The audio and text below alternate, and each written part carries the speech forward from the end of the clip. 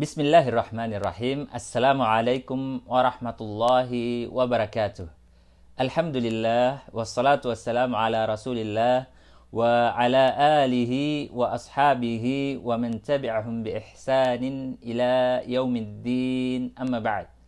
Kaum muslimin dan muslimat yang dimuliakan Allah Subhanahu wa taala, selamat datang dan selamat bergabung di program Ajari Aku Islam pada materi hadis di pertemuan yang pertama, dan kita memohon kepada Allah Subhanahu wa taala semoga Allah Subhanahu wa taala mengajarkan kepada kita ilmu yang bermanfaat dan diberikan pula taufik untuk beramal dengannya dan diberkahi dimanapun kita berada. Pada pertemuan yang pertama ini, insya Allah kita akan membahas hadis yang berkaitan dengan keikhlasan dalam beramal. Para ulama menjadikan hadis niat adalah hadis yang menjadi permulaan dalam menulis kitab dan risalah mereka, disebabkan karena pentingnya niat keikhlasan dalam rangka melakukan suatu amal perbuatan. Hadis yang pertama pada pertemuan yang pertama ini adalah hadis yang diriwayatkan oleh Umar bin Khattab radhiyallahu anhu, di mana beliau berkata, "Sami'tu Rasulullah sallallahu alaihi wasallam yaqul, innamal a'malu binniyah." Saya mendengarkan Rasulullah sallallahu alaihi wasallam bersabda, sesungguhnya amal perbuatan itu tergantung pada niatnya. Dalam riwayat yang lain, innamal a'malu binniyat. Sesungguhnya atau hanya saja amal perbuatan itu dibalaskan berdasarkan pada niat-niatnya. Wa innama likulli imri'in ma nawa. Dan hanya saja amal perbuatan seseorang itu tergantung kepada apa yang diniatkannya. Faman kanat hijratuhu ila Allahi wa rasulihi fahijratuhu ila Allahi wa rasulih. Barang siapa yang berniat untuk berhijrah karena Allah Subhanahu wa taala dan Rasulnya sallallahu alaihi wasallam, maka hijrahnya itu untuk Allah dan Rasulnya. Wa man kanat hijratuhu ila dunya yusibuha, dan barang siapa yang berhijrah untuk dunia yang ingin didapatnya, au imra'atin yankihuha fahijratuhu ila ma hajara ilaihi, atau karena wanita yang ingin dinikahi olehnya, maka hijrahnya itu untuk wanita yang ingin dinikahinya. Rawahul Bukhari wa Muslim.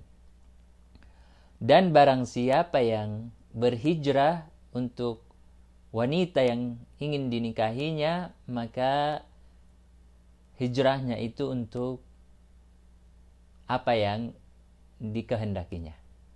Hadis ini adalah hadis yang diriwayatkan oleh Imam Al-Bukhari, demikian pula oleh Imam Muslim. Sahabat yang meriwayatkan hadis ini adalah sahabat Umar bin Khattab radhiyallahu anhu, yang dikenal secara masyhur di kalangan kaum muslimin sebagai khalifah yang kedua setelah Abu Bakar radhiyallahu anhu, di mana beliau masuk Islam sebelum hijrah ke kota Madinah, dan beliau memerintah pada masa kekhilafaannya sekitar 10 tahun setengah, dan beliau syahid. Ada beberapa faedah yang bisa kita peroleh dari hadis ini. Yang pertama adalah bahwa dalam Islam pokok landasan suatu pekerjaan itu adalah niatnya. Ini yang pertama. Yang kedua adalah Jika niat baik beserta amal soleh, maka Allah Subhanahu wa Ta'ala menerimanya. Jadi tidak cukup dengan niat saja semata tanpa diiringi oleh tekad yang kuat untuk beramal.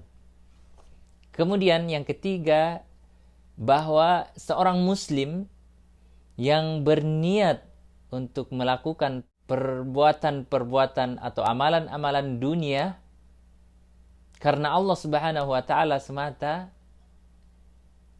atau niatnya benar dengan amalan dunia yang dilakukan, maka dia akan dibalas berdasarkan niatnya. Sebagaimana seorang petani bekerja di sawah atau di ladang, niatnya untuk memberi nafkah keluarganya dan untuk mencapai keridhaan Allah Subhanahu wa Ta'ala, maka dia akan dibalaskan berdasarkan niatnya. Demikian juga dengan seorang pelajar, seorang murid, seorang mahasiswa yang belajar di sekolah, di kampus untuk menuntut ilmu dan mengangkat kebodohan dari dirinya dan diri kaum muslimin, menyebarkan ilmu yang bermanfaat, menyebarkan kebaikan, maka dia akan mendapatkan apa yang diniatkannya. Demikian juga dengan pegawai, guru, dan lain-lain sebagainya. Ketika niatnya untuk bekerja, beramal karena ingin mendapatkan keridhaan Allah Subhanahu wa Ta'ala, maka dia akan mendapatkan sesuai dengan apa yang diniatkannya.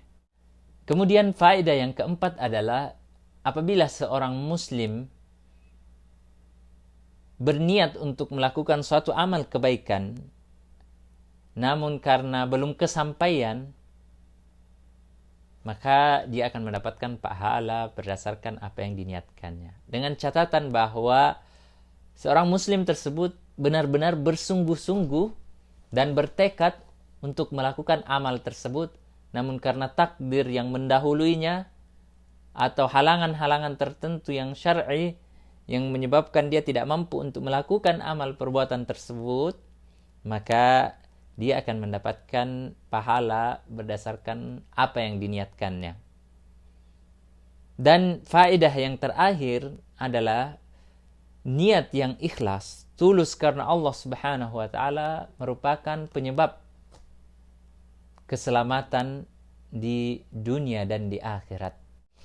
Dalam hadis ini Rasulullah sallallahu alaihi wasallam mencontohkan hijrah sebagai suatu permisalan terhadap amalan keikhlasan.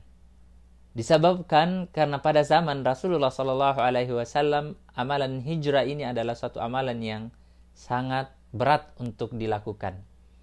Karena ketika itu orang-orang Arab meninggalkan kampung halamannya adalah sesuatu yang sangat susah. Sehingga Rasulullah SAW mengambil permisalan hijrah sebagai contoh untuk mewakili semua amalan-amalan yang lain. Orang Arab tidak berhijrah di suatu tempat yang menjadi kampung halamannya melainkan dua perkara saja. Yang pertama adalah karena dikalahkan oleh musuhnya.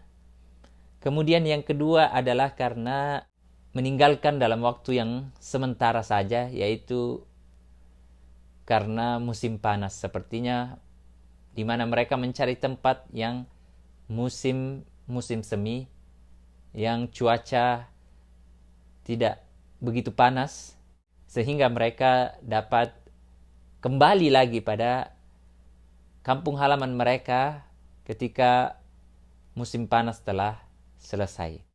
Para ulama dalam masalah keikhlasan sangat bersungguh-sungguh menjaga niat mereka, menjaga agar amalan mereka senantiasa semata-mata diniatkan ikhlas lillahi ta'ala, karena Allah Subhanahu wa ta'ala semata.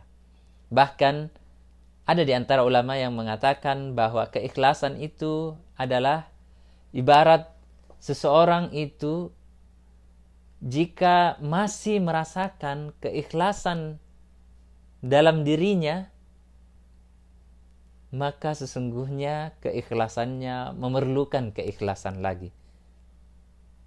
Yaitu keikhlasan adalah sesuatu yang halus sekali. Bahkan sebahagian lagi di antara para ulama dalam kisah yang lain dalam sirah mereka disebutkan bahwa ada di antara mereka yang berpuasa sampai keluarganya tidak mengetahui kalau dia berpuasa. Disebabkan dia menyembunyikan amalan puasanya. Ada juga yang memberikan sedekah kepada orang lain dan tidak pernah ada orang yang mengetahuinya setelah beliau meninggal karena bekas-bekas yang ada pada badannya atau dari orang lain yang tidak mendapatkan lagi bantuan sedekah setelah orang tersebut meninggal. Ini adalah di antara contoh-contoh amalan para ulama dalam mengamalkan keikhlasan dalam amal perbuatan sehari-hari mereka. Dan tentu saja kita berdoa kepada Allah Subhanahu wa taala, semoga Allah Subhanahu wa taala menjadikan kita hamba-hambanya yang ikhlas. Karena Yusuf alaihissalam, nabi yang mulia, diselamatkan oleh Allah Subhanahu wa taala dari fitnah wanita disebabkan karena keikhlasannya. Sekali lagi semoga kita termasuk orang hamba-hambanya yang ikhlas dan hamba-hamba yang beribadah lillahi ta'ala, dan kelak Allah Subhanahu wa taala menerima amal ibadah kita. Wabillahi taufiq wal hidayah. Wassalamualaikum warahmatullahi wabarakatuh.